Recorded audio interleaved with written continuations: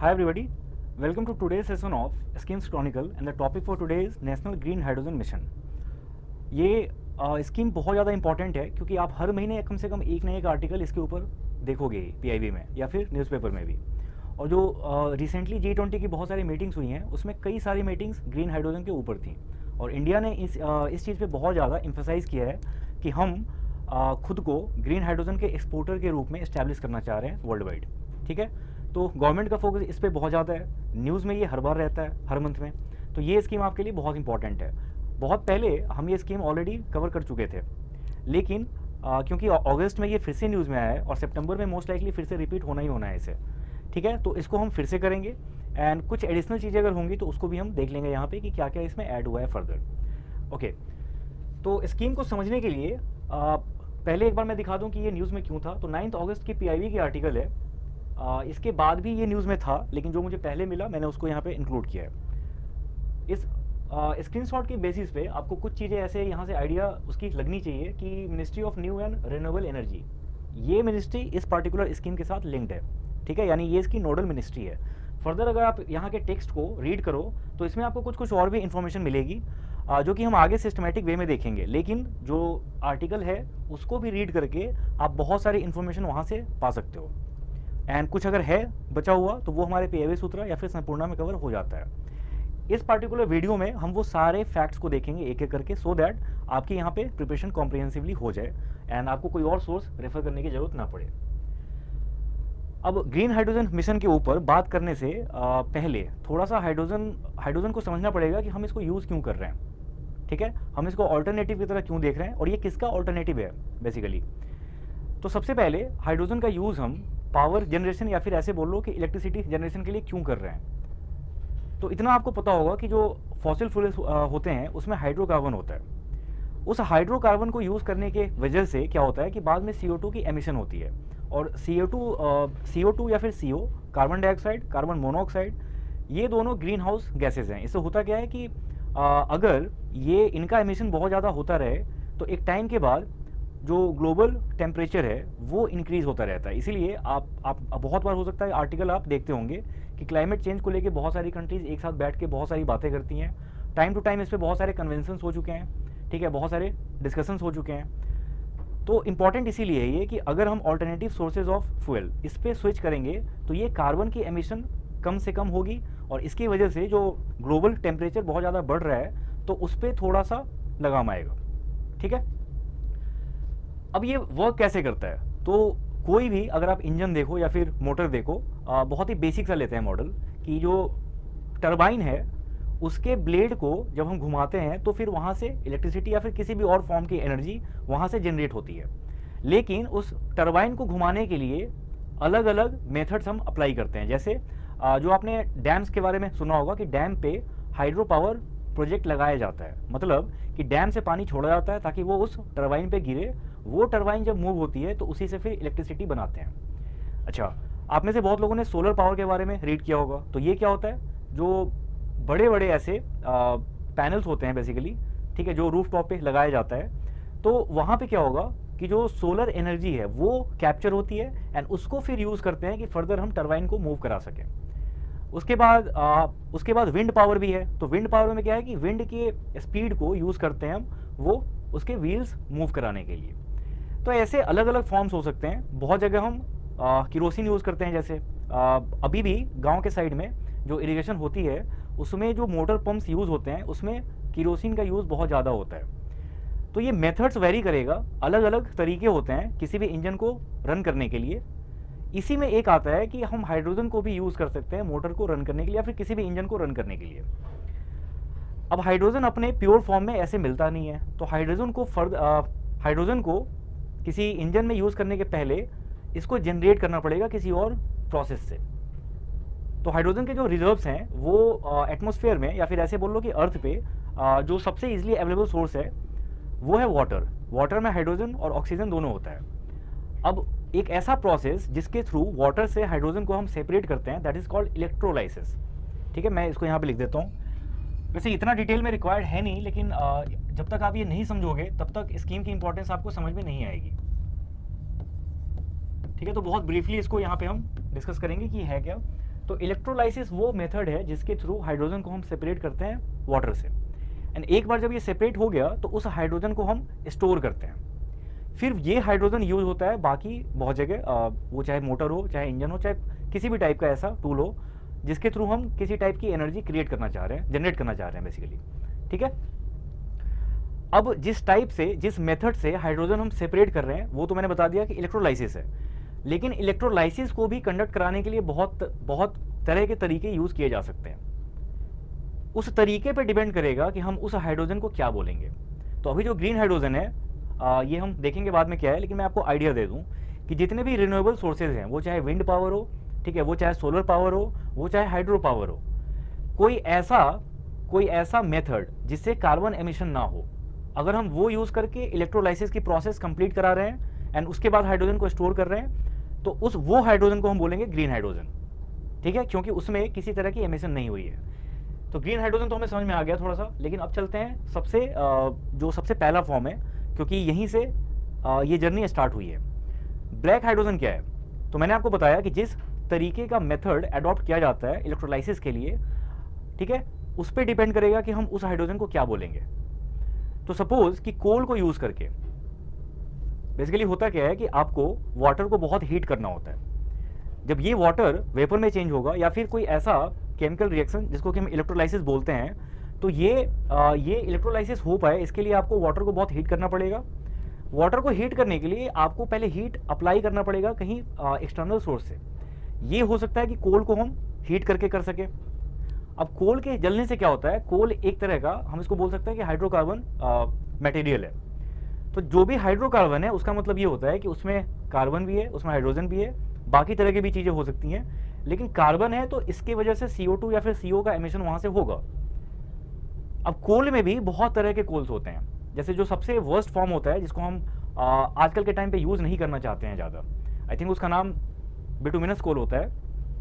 इसकी क्वालिटी सबसे ख़राब होती है क्योंकि इसमें कार्बन का कंटेंट बहुत ज़्यादा होता है। इतना ज़्यादा होता है कि अगर हम कोल को यूज़ करें तो उससे पॉल्यूशन बहुत ज़्यादा होता है, कार्बन का एमिशन बहुत ज़्यादा होता है। अगर उस कोल को यूज़ करके इलेक्ट्रोलाइसिस की प्रोसेस कंप्लीट कराई जा रही है तो जो हाइड्रोजन निकलेगा उसको हम बोलेंगे ब्लैक हाइड्रोजन। ठीक है, तो यहाँ पे मैं लिख देता हूँ कि using the worst form of coal. ठीक है, इसमें जो कोल यूज हो रहा है वो सबसे घटिया क्वालिटी की है। अब हो सकता है कुछ कोल ऐसे हो जिसमें कार्बन कंटेंट कम हो, जिससे CO2 का एमिशन ब्लैक कोल से, मतलब बिटुमिनस कोल से थोड़ा सा कम हो। इसको हम लिग्नाइट बोलते हैं आई थिंक। तो लिग्नाइट कोल थोड़ा सा इंप्रूव्ड वर्जन है। तो इससे क्या होगा कि कार्बन की एमिशन इसमें भी हो रही है लेकिन थोड़ी सी कम। ठीक है, तो यहां पे मैं लिख देता हूं, इसको हम बोलते हैं ब्राउन हाइड्रोजन।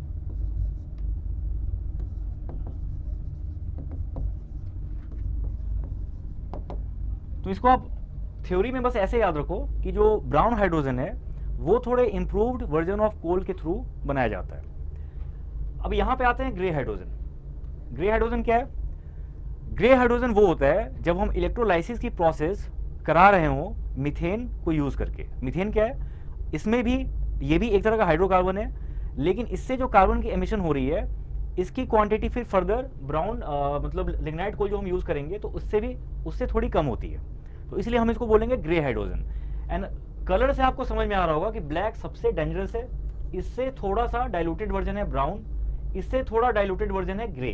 तो जो मीथेन को यूज करके हम हाइड्रोजन प्रोड्यूस कर रहे हैं उसकी क्वालिटी थोड़ी सी बेटर होगी किससे? ब्राउन से, और ग्रे से वो बहुत बेटर होगी। ओके, ये हो गया ग्रे हाइड्रोजन। तो यहां पे आप लिख लेना कि यूजिंग मीथेन। मुझे एग्जैक्टली याद नहीं है लेकिन किसी एग्जाम में, ये आई थिंक लास्ट ईयर कोई एग्जाम हुआ है कि कोई रेगुलेटरी बॉडी या फिर AIFI का, उसमें ये चीज़ पूछी गई थी। तो इसलिए मैं आपको थोड़ा थोड़ा करके बता रहा हूँ, डिटेल में हम नहीं जा रहे हैं। फिर आता है ब्लू हाइड्रोजन। अब ब्लू हाइड्रोजन क्या है? मेथड सेम रहता है इसमें ग्रे हाइड्रोजन जैसा ही, वहाँ पे भी हम मीथेन ही यूज़ कर रहे हैं। बट होता क्या है कि ये जो कार्बन की एमिशन हो रही है, CO2 की एमिशन हो रही है, इसको हम कैप्चर कर लेते हैं और कैप्चर करके फिर इसको फर्दर स्टोर कर देते हैं, जो कि हम कहीं और यूज़ कर रहे होते हैं किसी दूसरे इंडस्ट्रियल प्रोसेस में। तो मतलब कि कार्बन की एमिशन, CO2 की एमिशन यहाँ भी हो रही है, लेकिन वो स्टोर हो रहा है, उसको पहले कैप्चर किया जाता है, फिर उसको स्टोर करके रख लिया जाता है, एंड ये CO2 ये कहीं और किसी दूसरे इंडस्ट्रियल प्रोसेस में यूज होता है। तो इससे आपको क्या समझ में आ रहा है अभी कि ये प्रोसेस कार्बन न्यूट्रल है, जो भी कार्बन एमिशन हो रही है हम उसको स्टोर करके कहीं और यूज कर रहे हैं। तो मतलब कि हमने इन्वायरमेंट में वो CO2 रिलीज नहीं किया, हमने उसको स्टोर कर लिया। तो ये फिर भी ये तीनों से बेटर ऑप्शन है। तो यहां पे मैं लिख देता हूं carbon storage, carbon capturing and storage, and इसको कार्बन न्यूट्रल भी बोलते हैं। तो अगर आपसे ये पूछा जाए, मान लो 4 ऑप्शंस हैं, ब्लैक, ब्राउन, ग्रे और ब्लू। अगर आपसे ये पूछा जाए कि which of the following methods, ठीक है, या फिर which of the following hydrogens is a by product of a carbon neutral process, तो उसका आंसर क्या होगा? उसका आंसर होगा ब्लू हाइड्रोजन। जो ब्लू हाइड्रोजन हम क्रिएट कर रहे हैं तो वो कार्बन न्यूट्रल प्रोसेस के बाद होता है, थ्रू होता है। इसमें लास्ट है ग्रीन हाइड्रोजन, वो हमने डिस्कस कर लिया ऑलरेडी कि अगर कोई ऐसा मेथड जैसे कि विंड एनर्जी को यूज़ करके या फिर सोलर एनर्जी को यूज़ करके अगर हम इलेक्ट्रोलाइसिस का प्रोसेस कंडक्ट करते हैं तो उसका जो बाई प्रोडक्ट होगा, जो हाइड्रोजन हमें मिलेगा, उसको हम बोलेंगे ग्रीन हाइड्रोजन। तो ये आपको समझ में आ गया। अब ग्रीन हाइड्रोजन इतना इंपॉर्टेंट क्यों है, फिर ये थोड़ा आपको समझ में आ रहा होगा कि ये इन्वायरमेंट के लिए बहुत अच्छा है, ठीक है, क्योंकि इसमें किसी टाइप का CO2 एमिशन हो ही नहीं रहा है, इसीलिए हम इसको बहुत ज़्यादा पुश दे रहे हैं, गवर्नमेंट इस पर बहुत ज़्यादा वर्क कर रही है, क्योंकि ये अगर इम्प्लीमेंट हो गया अच्छे से नेशनल ग्रीन हाइड्रोजन मिशन, तो हमारी बहुत सारी प्रॉब्लम्स खत्म हो सकती है, और जो हमारा नेट जीरो का टारगेट है बाई 2070, इसको हम जल्दी से अचीव कर पाएंगे। ओके, तो अब आते हैं स्कीम के ऊपर। ये इसी साल जनवरी में यूनियन कैबिनेट ने इसकी अप्रूवल दी थी। तो अगर आपसे पूछा जाए कि लॉन्च ईयर क्या है, तो वो होगा 2023,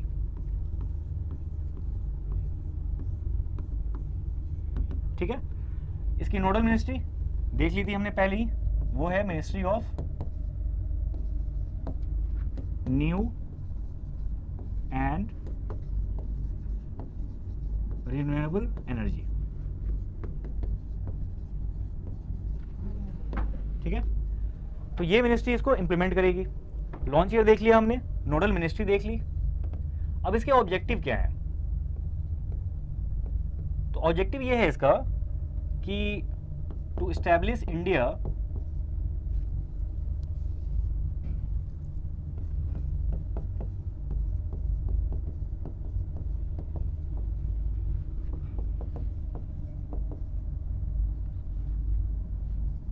as the epicenter of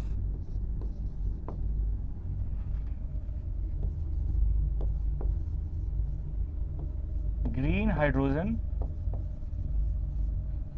export, क्योंकि एक्सपोर्ट हम तभी कर पाएंगे जब हमारे यहाँ प्रोडक्शन इसकी बहुत ज़्यादा हो। प्रोडक्शन की क्वांटिटी जब तक सिग्निफिकेंट नहीं है तब तक हम इसको एक्सपोर्ट भी नहीं कर पाएंगे बाहर। एंड एक्सपोर्ट ये इसलिए ज़रूरी है इसका, क्योंकि हमारी वो कैपेसिटी है, हमारे जो जैसे PSUs हैं वो इतने कैपेबल हैं कि वो इसको बहुत बड़े लेवल पे प्रोड्यूस कर पाएँ, जनरेट कर पाएँ ग्रीन हाइड्रोजन को। और इसकी ज़रूरत सबको होने वाली है, वो चाहे डेवलप्ड कंट्रीज़ हो, वो चाहे डेवलपिंग कंट्रीज़ हो, या फिर अंडर डेवलप्ड कंट्रीज़ हो, खास करके अंडर डेवलप्ड और डेवलपिंग कंट्रीज़, इनको इसकी नीड बहुत ज़्यादा होने वाली है, क्योंकि उनके पास उतनी कैपेसिटी नहीं है कि वो ग्रीन हाइड्रोजन बना पाएँ। अब इससे होगा ये कि उनकी अगर कैपेसिटी नहीं है तो इंडिया उनको एक्सपोर्ट कर सकता है, और एक टाइम आएगा जब वर्ल्ड का फोकस बहुत ज़्यादा इस पर हो जाएगा कि हम इन्वायरमेंट फ्रेंडली प्रोसेस को अडॉप्ट करें जल्दी से जल्दी, क्योंकि अभी डिस्कशन से स्टार्ट हुई है कि ग्लोबल वार्मिंग हमारे लिए बहुत बड़ा हेडेक है, इसको जल्दी से जल्दी ट्रैक पे लाना है। एक टाइम के बाद, हो सकता है 10 साल या 15 साल, जब हर कंट्री इस पर बहुत अच्छे से वर्क करना स्टार्ट करेगी। अभी क्योंकि बहुत सारी बातें हो रही हैं, कुछ लोगों ने पुल आउट भी कर लिया था पेरिस डील से, लेकिन एक टाइम के बाद सारे कंट्रीज फ्रीक आउट करना स्टार्ट करेंगे, क्योंकि टेम्परेचर ईयर बाय ईयर बढ़ता जा रहा है और इससे सारे कंट्रीज को बहुत नुकसान है, ठीक है। तो उस केस में अगर हमने अपनी कैपेसिटी बिल्डिंग कर ली तो हम पूरे वर्ल्ड के लिए हम एक मार्केट बन सकते हैं, हमारे यहाँ से वहाँ पे एक्सपोर्ट हो सकता है। तो इससे हमें इकोनॉमिक बेनिफिट्स भी होंगे और इससे हमें सोशल बेनिफिट भी है। क्यों? क्योंकि जब भी हम इन्वायरमेंट फ्रेंडली मेथड्स को अडॉप्ट करते हैं तो लोगों की क्वालिटी ऑफ लाइफ इंप्रूव होती है वो इंडिया में भी होगी, वो बाहर भी होगी। ठीक है, इसके फीचर्स क्या क्या हैं? तो फीचर्स में आपको बहुत कुछ ऐसे जानने को मिलेगा। मैं एक एक करके इसको यहाँ पे लिख देता हूँ।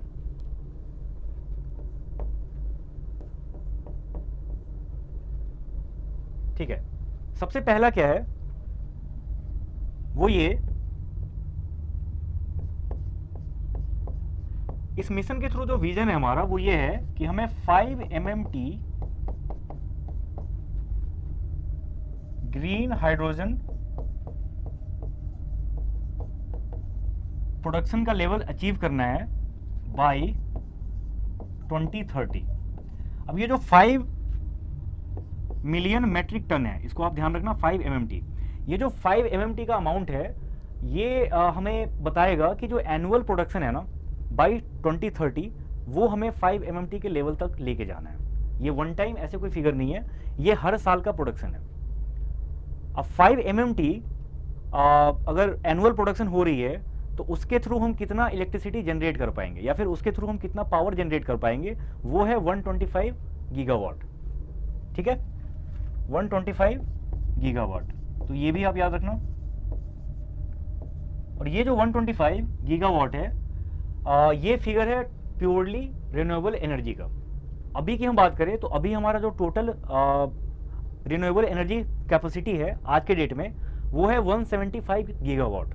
लेकिन बाय 2030 हम ये मतलब एज्यूम कर रहे हैं कि अगर 5 MMT की प्रोडक्शन कैपेसिटी हमने अचीव कर ली तो उसके थ्रू हम 125 गीगावाट पावर जनरेट कर पाएंगे। ठीक है, तो ये इसके दो फिगर्स हो गए जो कि बहुत इंपॉर्टेंट है।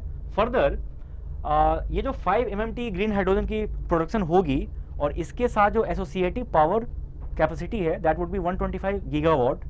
तो ये जो 125 गीगावाट है जो कि हम ग्रीन हाइड्रोजन के थ्रू बना रहे हैं, अगर हम इसके थ्रू नहीं बनाते, अगर हम कन्वेंशनल सोर्सेज यूज़ करते हैं, जैसे आपको पता है कि कोल को यूज़ करके इलेक्ट्रिसिटी जनरेट की जाती है बहुत जगह अभी भी, तो उसको हम बोलते हैं थर्मल पावर प्लांट, राइट। तो ये जो 125 गीगावाट है जो कि हम अभी ग्रीन हाइड्रोजन से बनाएंगे, अगर इसकी जगह पे हम कोई फॉसिल फ्यूल यूज़ कर रहे होते तो 50 MMT पर ईयर का कार्बन एमिशन हो रहा होता। तो मतलब कि हम अगर ग्रीन हाइड्रोजन पे स्विच कर रहे हैं तो हम हर साल 50 MMT कार्बन एमिशन या फिर CO2 एमिशन को हम रोक पाएंगे। तो ये इसका दूसरा फीचर है। अच्छा, मेरी राइटिंग यहाँ पे थोड़ी ख़राब हो सकती है, हो सकता है फैक्ट्स आपको बहुत जंबल दिखेंगे, तो मैं जैसे जैसे बोल रहा हूँ वैसे वैसे आप इसको अपने नोट्स में इंक्लूड करते रहना। ठीक है, तो यहाँ पे मैं लिख देता हूँ कि रिडक्शन ऑफ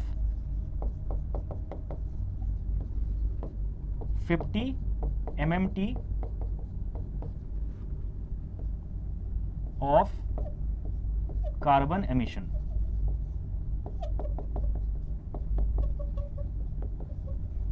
ठीक है, reduction of 50 MMT of carbon emission. तो ये तो हो गया इसके फैक्ट्स जो आपको याद रखने हैं, क्योंकि इस पे क्वेश्चन आ सकता है और आया भी है, RBI के प्रीलिम्स में क्वेश्चन था इस पे।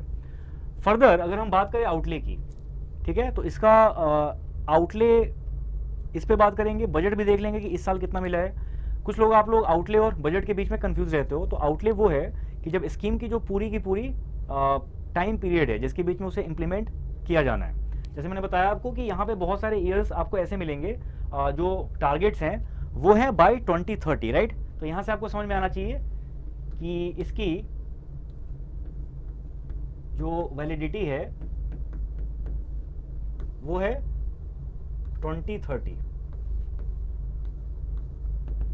ठीक है, तो अगर हम 2030 की बात करें कि आज से लेके 2030 तक कितना इस पे अमाउंट खर्च होगा, तो वो फिगर है 19,744 करोड़। 19,744 करोड़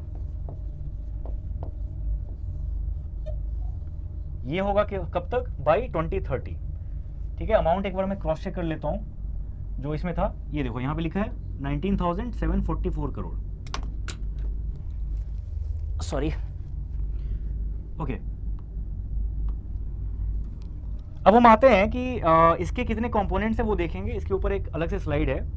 लेकिन जो इसका ईयरली बजट है इस साल का वो है 297 करोड़। तो इसको भी आप ध्यान रखना कि अगर हम टोटल आउटले की बात कर रहे हैं वो है 19,744 करोड़, लेकिन अगर एक साल के बजट की बात करें इस साल की, जो कि है 2023-24, तो इस साल का बजट है इसका 297 करोड़ का। ये दोनों फैक्ट्स आपको याद रखने हैं। एंड इसके अलावा एक और बहुत इंपॉर्टेंट पॉइंट है, वो हम देखेंगे इस स्कीम के कंपोनेंट के थ्रू। तो इसके बहुत सारे कंपोनेंट्स हैं जो कि आपको दिख रहे हैं, ये आप थोड़ा देख लेना खुद से, याद करना। इंपॉर्टेंट इसमें यह है कि एक इसका कंपोनेंट है जिसको बोलते हैं site, strategic interventions for green hydrogen transition, इसको बोलते हैं साइट। अब इसके जितने भी कंपोनेंट्स हैं, क्योंकि इसका टोटल आउटले कितना है 19,744 करोड़, आउट ऑफ दैट और जितने भी कंपोनेंट्स हैं, this site program gets a very big chunk of the total outlay and the amount is 17,490 crore. तो ये बहुत इंपॉर्टेंट फैक्ट है, इसको आप ध्यान रखना। 17,490 करोड़ अकेले साइट प्रोग्राम को एलोकेट किया गया है, साइट प्रोग्राम के लिए ये आउटले है।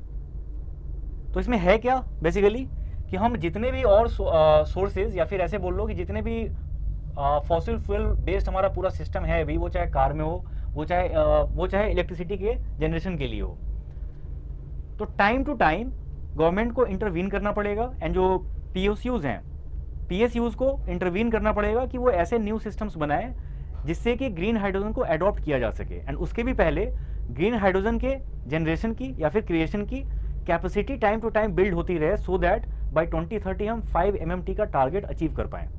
तो इसके लिए बहुत ज़रूरी है कि हम प्रोडक्शन कैपेसिटी भी हमें उसी हिसाब से इंप्रूव करनी होगी।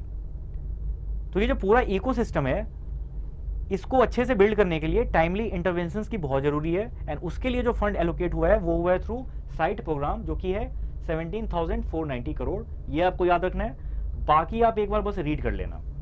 अब क्योंकि इसके कंपोनेंट्स बहुत ज़्यादा हैं, तो ये पूछे जाने के चांसेस बहुत कम है कि सारे के सारे के नाम बताओ, या फिर कोई ऐसा पूछ लिया आपसे क्वेश्चन कि ऑप्शंस होंगे 5 एंड आपको उसमें से पिक करना रहेगा कि कौन सा नहीं है। इस टाइप का क्वेश्चन नहीं आएगा यहाँ से मोस्ट लाइकली। रेगुलेटरी बॉडीज़ के एग्जाम में कुछ बोल नहीं सकते वैसा, लेकिन इस टाइप के क्वेश्चन नहीं आते हैं, खासकर तब जब कंपोनेंट्स बहुत ज़्यादा हों। अगर 4, 5, 6 हैं तो फिर भी पूछ लेते हैं, लेकिन इतने ज़्यादा हों तो आपसे नहीं पूछेंगे। आप साइट का याद रखना यहाँ पे कि साइट को कितना एलोकेशन मिला है। अब हम आते हैं आज के क्वेश्चन पे। ठीक है, ये सारे फैक्ट्स हम डिस्कस कर चुके हैं ऑलरेडी। तो इसमें आपको देखना है कि कौन सा स्टेटमेंट यहाँ पे इनकरेक्ट है। तो पहला स्टेटमेंट है, it is launched with an outlay of ₹17,490 crore. हम बात कर रहे हैं किसकी? नेशनल ग्रीन हाइड्रोजन मिशन की। सेकेंड है इसमें कि the mission attempts to achieve an annual production capacity of green hydrogen of 50 MMT by 2030। Third है, the renewable energy capacity of 125 gigawatt is expected to be achieved through production of green hydrogen by 2030। अब ये तीनों statements में आपको देखना है कि कौन सा इसमें गलत है, इनकरेक्ट पूछा गया आपसे, राइट? तो आप कमेंट बॉक्स में बताओ कि आपको क्या लगता है इसमें कितने स्टेटमेंट्स हैं जो कि गलत है, इसका आंसर क्या होगा, फर्स्ट, सेकेंड, थर्ड, फोर्थ या फिफ्थ, ये आप इसमें कमेंट बॉक्स में बताना। नेक्स्ट डे मिलते हैं किसी और न्यू स्कीम के साथ। Thanks for watching.